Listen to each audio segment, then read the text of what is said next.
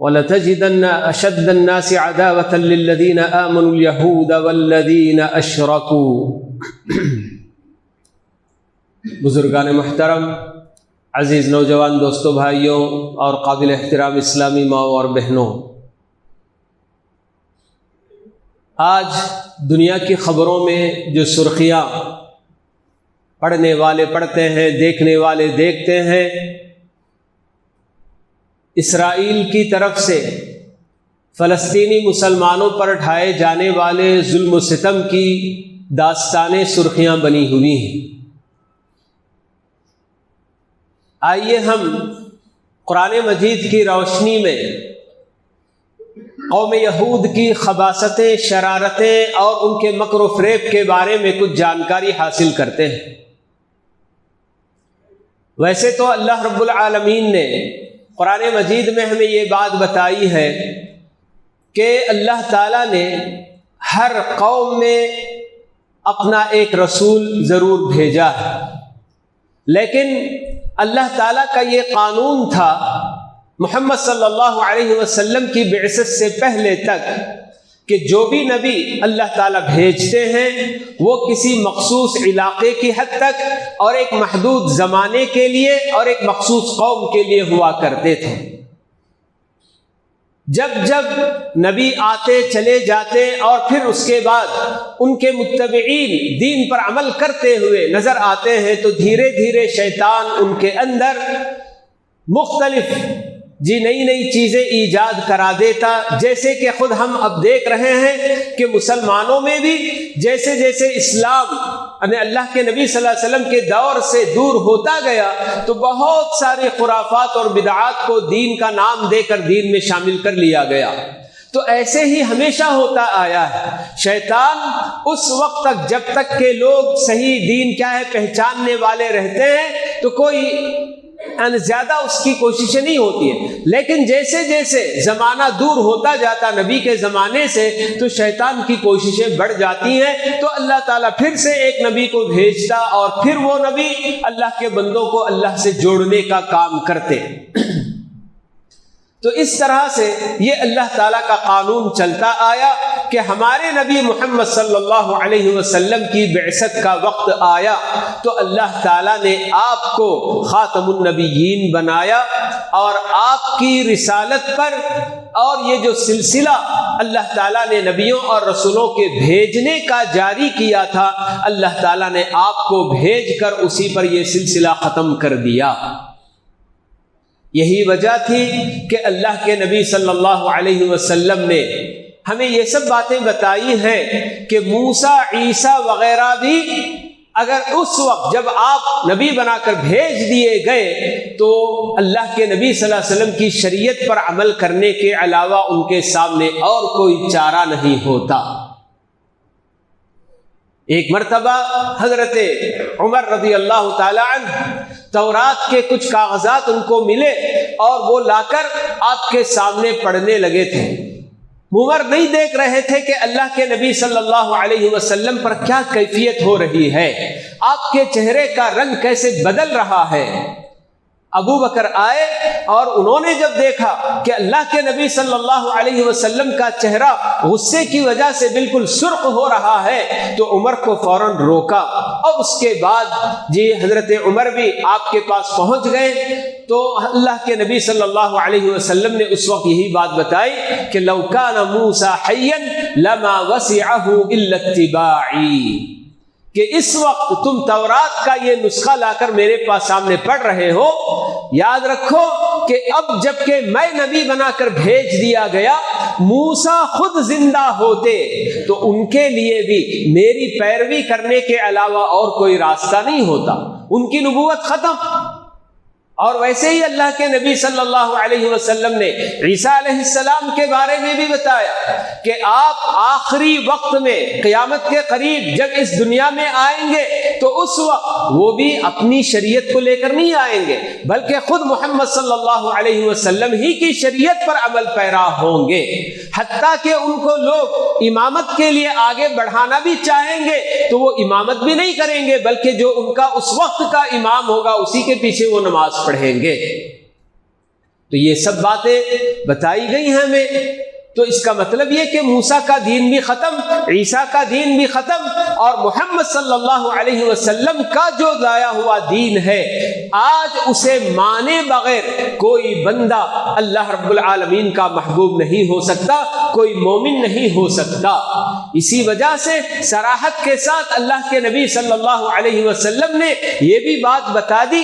کہ اب میری اپنی امت میں سے، یعنی کہ پوری دنیا کے لوگ آپ کی امت ہیں دعوت کے حساب سے، یعنی کہ آپ کی دعوت سب کے لیے ہے. تو آپ نے بتا دیا کہ میری اپنی اس امت میں سے، یعنی کہ امت دعوت میں سے،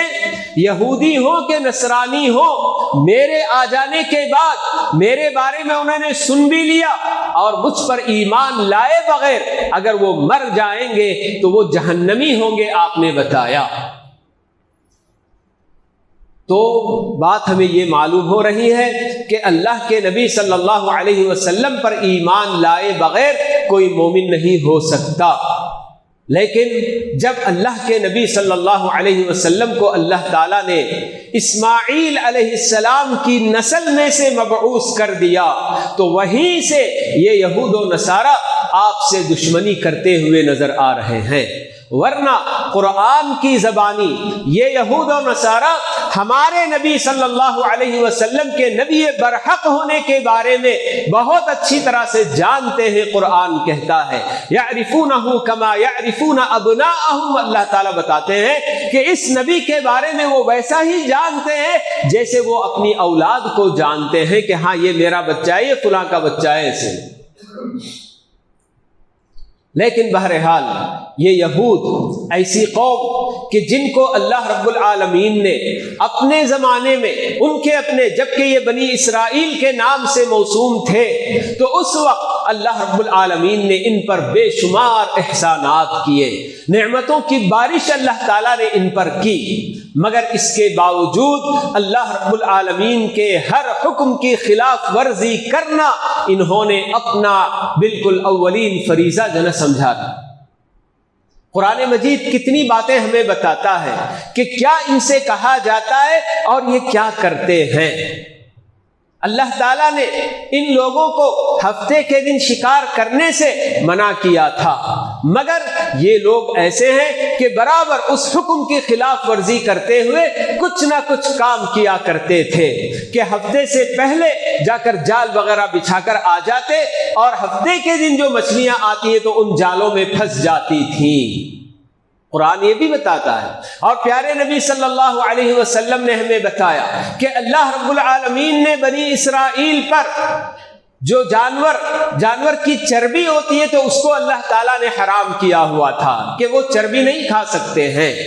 یہ سب ہمارے اپنے دین کی آسانیاں ہیں کہ اللہ تعالیٰ نے ہم پر بہت ساری وہ چیزیں جو ان پر حرام تھی اللہ تعالیٰ نے ہمارے لیے حلال کیا ہے. لیکن ان لوگوں کی شرارت یہ تھی کہ وہ لوگ چربی پگھلاتے تھے اور اسے بیچ کر اس کے پیسے جو کھا جایا کرتے تھے. جب ان سے کہا جاتا کہ اللہ تعالیٰ کی باتیں سنو، مانو اور ان پر جو کیا عمل پیرا ہو جاؤ، تو کہتے سمعنا وعصینا، ہاں ہم نے سن لیا لیکن ہم مانیں گے نہیں، ہم تو خلاف ورزی ہی کریں گے. صرف اتنی ہی بات نہیں بلکہ اللہ رب العالمین کے حق میں بے ادبی اس قوم نے بہت زیادہ جنک کی ہے. انہوں نے کہا کہ اللہ تعالیٰ کے ہاتھ بندھے ہوئے ہیں،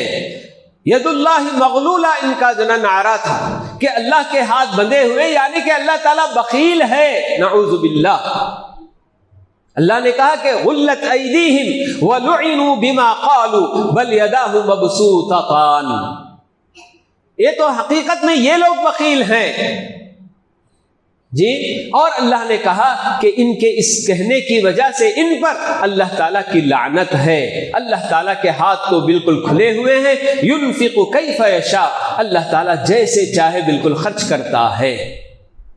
یہ وہ قوم ہے جس نے اللہ تعالیٰ کے بارے میں کہا کہ ان اللہ فقیر ونحن اغنیاء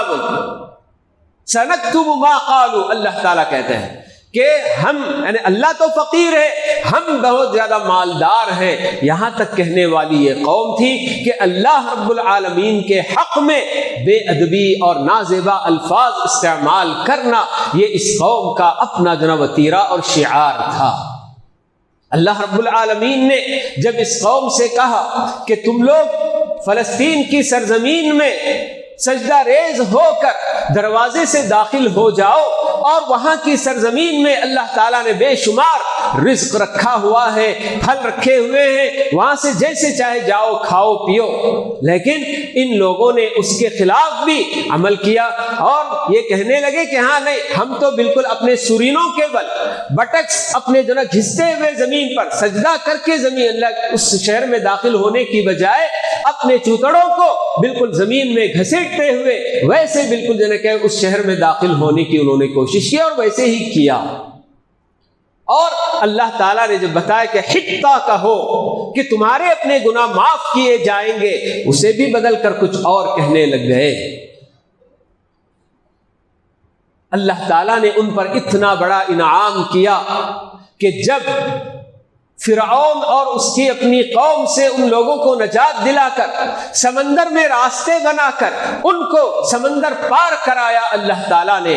اور دوسری طرف پہنچنے کے بعد ان لوگوں نے اپنی آنکھوں سے فرعون اور اس کی قوم کا انجام بھی دیکھ لیا، مگر وہاں پہنچنے کے بعد دوسرے پار جیسے ہی وہاں یہ دیکھتے ہیں کہ کچھ لوگ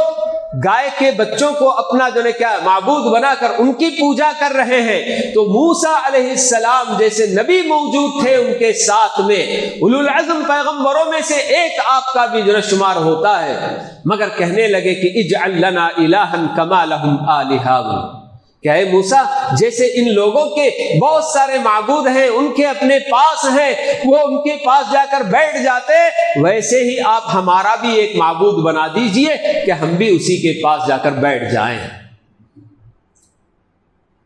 تو موسیٰ علیہ السلام نے کہا کہ تم تو جاہل قوم ہو. جی تو یہ جہالت بھی اس قوم کے اندر کوٹ کوٹ کر بھری ہوئی تھی. تو یہ ایسی قوم ہے کہ جب جی اللہ تعالیٰ نے ان پر انعامات کی بارش کی، ہمیشہ اللہ تعالیٰ کی نعمتوں کو پا کر اللہ تعالیٰ کا شکر گزار بننے کی بجائے ہمیشہ اس قوم نے اللہ تعالیٰ کی ناشکری کی ہے. تو اللہ تعالیٰ نے ان پر ہمیشہ کے لیے ذلت مسلط کر دیا. ضربت علیہم الذلۃ اینما ثقفوا، اللہ تعالیٰ نے بتا دیا کہ وہ جہاں کہیں بھی رہے ان پر ذلت ہی ذلت مسلط کر دی گئی. تو آج یہ مٹھی بھر وہی نسل ہے جو بالکل موسیٰ علیہ السلام کے زمانے سے اگر ویسی جو کیا چلی آ رہی ہے، یا ان میں اگر نئے لوگ بھی ہیں تو وہی عقیدے رکھنے والے جو اس وقت کے لوگ بنی اسرائیل جو یہودی تھے وہ لوگ جو رکھ رہے تھے اسی طرح کے عقیدے رکھنے والے. تو اللہ رب العالمین کی طرف سے ہمیں خبر دی جا رہی ہے کہ لَتَجِدَنَّ أَشَدَّ النَّاسِ عَدَاوَةً لِلَّذِينَ آمَنُوا الْيَهُودَ، کہ اے محمد صلی اللہ علیہ وسلم مؤمنوں سے سب سے زیادہ عداوت اور دشمنی رکھنے والوں کو اگر آپ کسی کو دیکھیں گے تو وہ یہی یہودی قوم ہے اور مشرکین ہیں. تو یہودیوں اور مشرکین کو اللہ تعالیٰ نے بتایا کہ یہ ایمان کا دعویٰ کرنے والے مسلمانوں کے حق میں قہر بنیں گے، سب سے زیادہ دشمنی یہی لوگ کریں گے. اور آج پوری دنیا دیکھ رہی ہے کہ واقعی ہمارے اپنے وہ مسلمان بھائی جو اپنی ایمان کی حفاظت کے لیے اور اپنی زمین پر زندہ رہنے کے لیے، اور جن پر کہ زبردستی یہ اسرائیل گھس کر قبضہ جمایا ہوا ہے اور زمانے دراز سے ان کی اپنی جانیں، ان کے مال، ان کی عزتیں کوئی چیز محفوظ نہیں رہ رہی ہے، تو ایسے حق کے لیے لڑتے ہوئے نظر آ رہے ہیں. تو پوری دنیا جو اس وقت اسلام دشمنی میں مبتلا ہے، بڑے بڑے وہ ممالک جو ترقی یافتہ ممالک کہلاتے ہیں، اسرائیل کی پشت پناہی کرتے ہوئے نظر آ رہے ہیں. سب کو یہی ڈر ہے کہ ایک مرتبہ پھر سے اگر اسلام دنیا پر غالب آ گیا تو پھر اس کے بعد اسلام کو کوئی جنا ختم نہیں کر سکتا. مسلمانوں کی طاقت اتنی زبردست ہو جائے گی کہ پھر اس کے بعد جس طرح سے یہ قوم دنیا میں زندگی گزارنا چاہتی ہے اللہ تعالیٰ کی نافرمانیوں سے زمین کو بھر کے، تو اس طرح کی زندگی گزارنے کا انہیں پھر دوبارہ موقع نہیں ملے گا. اس لیے کہ اسلام اگر سر بلند ہو گیا، اسلامی قوانین اللہ تعالیٰ کی اس سرزمین پر اگر لاگو کیے جانے لگیں گے تو پھر اس کے بعد کسی کو اپنی منمانی کرنے کا کوئی موقع نہیں ملے گا. کیونکہ اسلام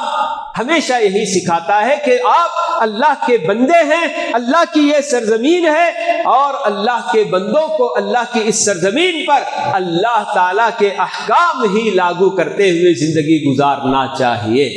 نہ کوئی ظلم و ستم ہوگا، نہ کسی کی عزت پر کوئی ہاتھ ڈالے گا، نہ کسی کا مال کوئی ناحق چھینے گا. یہ ساری چیزیں بالکل کیا ہے، بالکل نہ کوئی بے حیائی ہوگی، نہ کوئی عریانیت ہوگی، یہ سب چیزیں بالکل ختم ہو جائیں گی. تو دنیا والوں کو ڈر ہے، جو شہوت پرست ہوتے ہیں، جو اپنی نفس کی خواہشات کے پیچھے دوڑنے والے ہوتے ہیں، تو ایسی قوم کو یہی ڈر لگا رہتا ہے کہ اگر اسلام غالب آ گیا، مسلمان اگر پوری زمین پر انہوں نے اپنا قبضہ جما لیا اور ان کی قوت اگر ابھر گئی تو پھر ایسی صورت میں ہمیں ہماری اپنی من مانی زندگی گزارنے کا موقع ہمارا چھین لیا جائے گا، ختم ہو جائے گا. تو اس لیے ہمارے اپنے وہ بندے کہ جن لوگوں کے لیے اللہ رب العالمین کی مدد کے علاوہ، اللہ کے سہارے کے علاوہ اور کوئی سہارا نہیں. جی آپ جانتے ہیں، خبریں پڑھتے ہوں گے اور دیکھتے ہوں گے کہ کس طرح سے غزہ کے اس علاقے کو مکمل طور پر گھیر لیا گیا اور ہر طرح کی پابندی کہ کسی طرح کی کوئی چیز، نہ کھانے پینے کی چیزیں، نہ کپڑا، نہ کوئی دوائیں، کوئی چیز ان تک نہیں پہنچ سکتی ہیں. اس طرح سے بالکل زبردستی ان لوگوں نے محاصرہ کیا، گھیراؤ کیا ہوا ہے.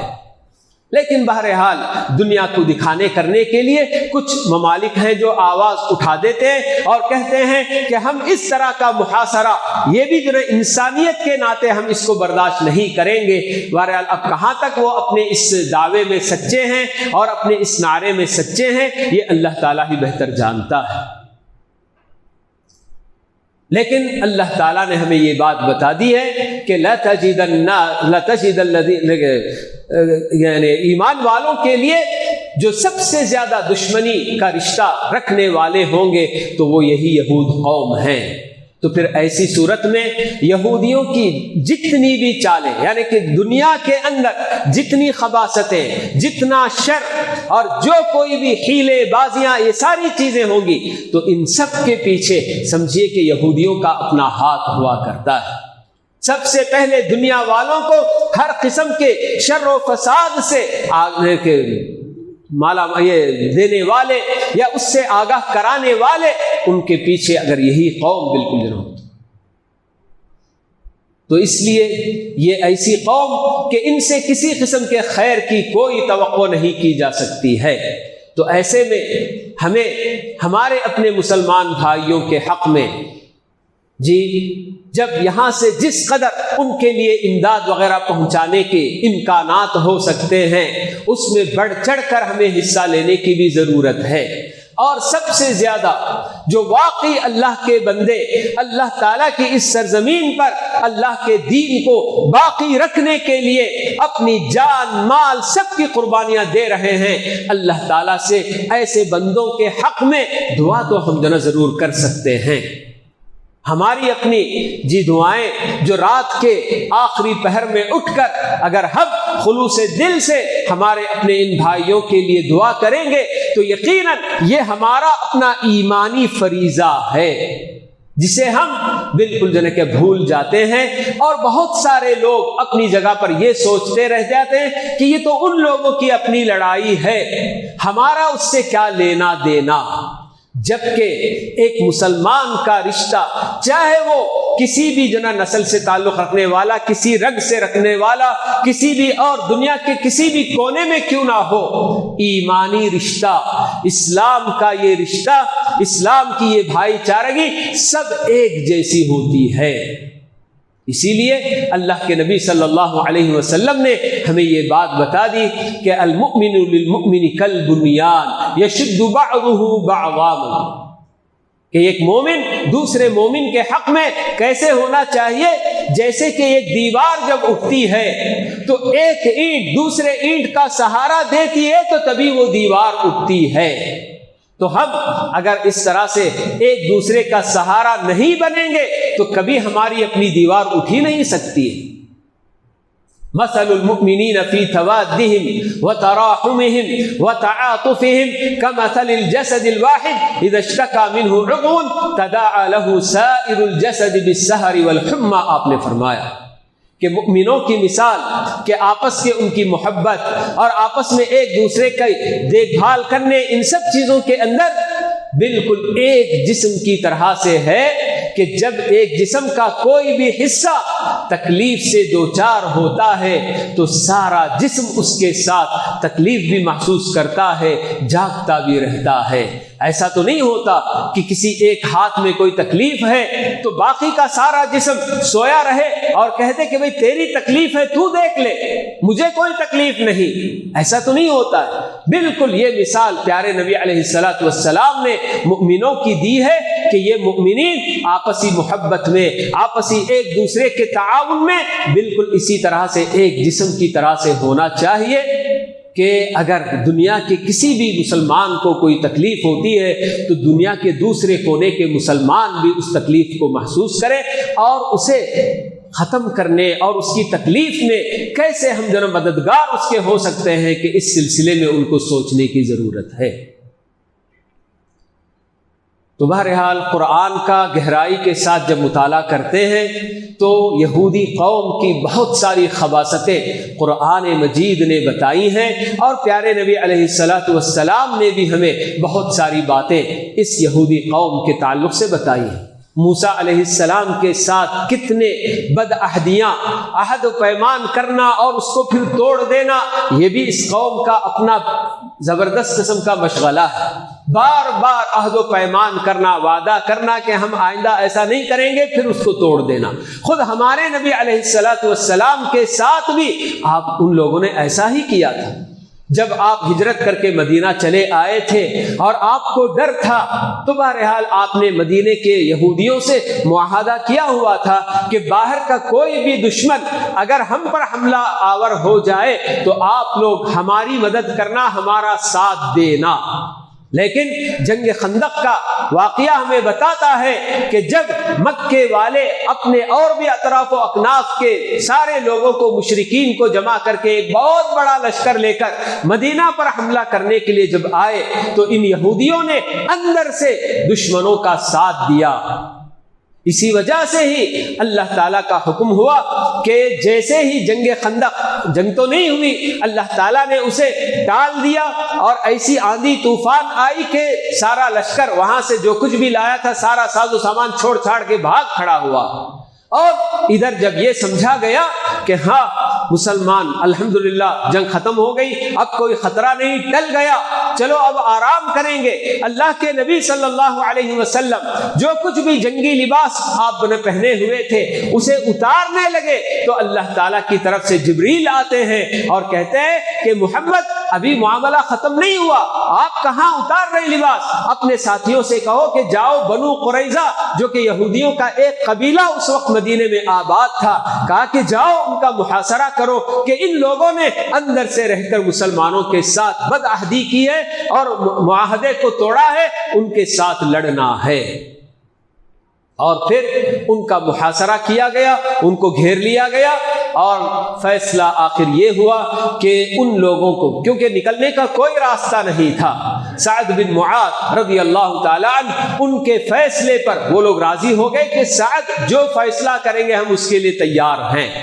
تو حضرت سعد نے یہ فیصلہ سنایا کہ ان لوگوں میں جتنے بھی مرد لڑنے کے قابل ہیں، جو بھی بالغ ہیں، سب کو قتل کر دیا جائے، کسی کو بخشا نہ جائے، اور ان کی عورتوں کو اور جو بچے ہیں ان کو لونڈیاں اور غلام بنا لیا جائے۔ اور اللہ کے نبی صلی اللہ علیہ وسلم نے بتایا کہ سعد، تم نے وہ فیصلہ کیا ہے جو اللہ رب العالمین کا فیصلہ اور اسے پسندیدہ فیصلہ ہے۔ پھر اس کے بعد وہی ہوا کہ بنو قریظہ کو پوری طریقے سے ختم کر دیا گیا۔ یہ ایسی ہی قوم ہے کہ بد عہدی، عہد و پیمان کرنے کے بعد اسے بالکل توڑ دینا، یہ اس کے لیے بہت ہی معمولی بات ہے۔